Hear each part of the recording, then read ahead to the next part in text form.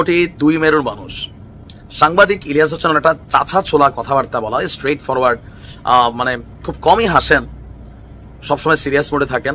Even গত আওয়ামী লীগ সরকার থেকে শুরু করে আমরা অনেকে ভাবছিলাম যে তিনি হয়তো বিএনপির লোক, বাট ফাইনালি বোঝা গেছে যে তিনি বিএনপিরও না। ইভেন তিনি বলছেন তিনি কোনো দলের না, দেশের জন্য সবসময় কথা বলবেন, কাজ করবেন। অপরদিকে গোলাম মাওলা রনি কথার ফেরিওয়ালা, সাবেক সংসদ সদস্য, আওয়ামী লীগ বিএনপি সব দিকে মুভমেন্ট ছিল, এখন তিনি বিএনপিতে আছেন। তবে তার যে রাজনৈতিক বক্তব্য, এগুলো নিয়ে নানান ধরনের তর্ক বিতর্ক আছে। যেমন আওয়ামী লীগে থাকতে তিনি কন্টিনিউ আওয়ামী লীগের সমালোচনা করতেন, এর কারণে দিন শেষে তাকে কিন্তু বাটে পড়তে হয়েছিল। আবার তিনি যখন এখন বিএনপিতে আছেন, তো সরকার পতনের আগে প্রতিদিন আওয়ামী লীগের তিনি সমালোচনা করেছেন, আবার সরকার পতনের পর বিএনপিরও নানান দোষ ত্রুটি, সরকারের নানান দোষ ত্রুটি নিয়ে তিনি প্রতিনিয়ত কথা বলেন। সাংবাদিক ইলিয়াস এবং গোলাম মাওলা রনির মধ্যে আবার একটা দাউকুরাল সম্পর্ক আছে। হঠাৎ করে গতকালকে সাংবাদিক ইলিয়াস তিনি একটা স্টেটাস দিয়ে বসছেন, যেটা গোলাম মাওলা রনির জন্য বিশাল একটা ঝামেলা হইতে পারে, কারণ আমরা 32-এ বুলডোজার ঝড় দেখেছি। সর্বশেষ একের বিরুদ্ধে অন্যে আপনার একে অন্যের বিরুদ্ধে পাল্টাপাল্টি ভিডিও বানিয়েছিলেন। গোলাম মাওলা রনিকে গোলাম ময়লা রনি নামে সাংবাদিক ইলিয়াস আখ্যায়িত করেছিলেন। ইভেন তার উত্থান সম্পর্কেও নানান ধরনের বক্তব্য দিয়েছিলেন। এতে গোলাম মাওলা রনি আবার আল্লাহর কাছে বিচার দিয়েছিলেন। তো সেই বিচারের পরে মোটামুটি দুই পক্ষই শান্ত। আর সর্বশেষ 5ই আগস্টের পর ইউনূস সরকারের বিভিন্ন রকম সমালোচনা করছেন, আওয়ামী লীগ নিয়ে তিনি কথাবার্তা বলছেন। আর এতেই সম্ভবত আপনার খেপে গেছে সাংবাদিক ইলিয়াস। একটা পোস্ট কালকে তিনি দিয়েছেন।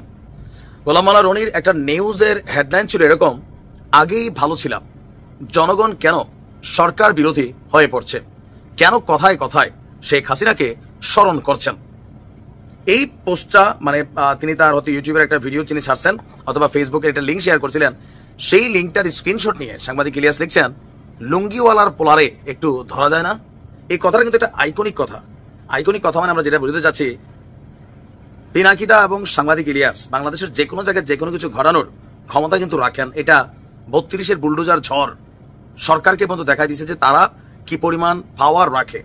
তবে প্রথম আলো ডেইলি স্টারের বেলায় অনেকটা অসহায় হলেও কিন্তু 32-এর বুলডোজার ঝড় তারা ঘটাই দিয়েছিল। তো এখন দিন শেষে আবারও সাংবাদিক ইলিয়াস গোলাম মাওলা রনিকে নিয়ে এই পোস্টটা দিচ্ছেন। এই পোস্টার মিনিংস হচ্ছে যে কোনো সময় বুলডোজার ঝড় হইতে পারে, রাস্তায় মব জাস্টিসের ইস্যু হইতে পারে, অনেক কিছুই ঘটতে পারে। কারণ একটা শ্রেণী আছেন যারা তাদের কথায় যে কোনো কিছু করার জন্য প্রস্তুত হয়ে থাকে।